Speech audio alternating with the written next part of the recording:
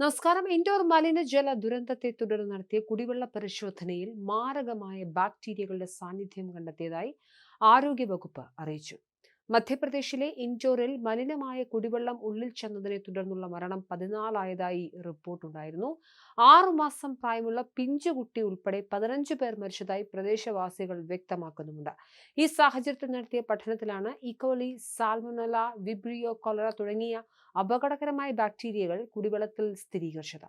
ഈ ദുരന്തത്തിൽ ഇതുവരെ 210 പേർ ചികിത്സ നേടുകയും 32 പേരുടെ നില ഗുരുതരമായി തുടരുകയും ചെയ്യുന്നുണ്ട്.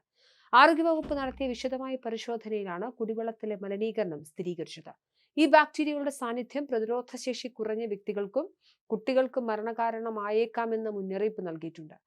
ഭഗരത്പുരയിലെ ഒരു പോലീസ് ഔട്ട്പോസ്റ്റിലെ കക്കൂസ് മാലിന്യം കുടിവെള്ള പൈപ്പ് ലൈനിൽ കലർന്നതാണ് മരണത്തിന് കാരണമായതെന്നും കണ്ടെത്തിയിട്ടുണ്ട്. അതേസമയം മലിനീകരണത്തെ തുടർന്നുണ്ടായ ആരോഗ്യ പ്രശ്നങ്ങൾക്ക് ചികിത്സ നൽകുന്നതിലും പരിശോധനകൾ നടത്തുന്നതിലും കാലതാമസം ഉണ്ടായെന്നും ആരോപിച്ച് പ്രതിപക്ഷം രംഗത്തെത്തിയിട്ടുണ്ട്.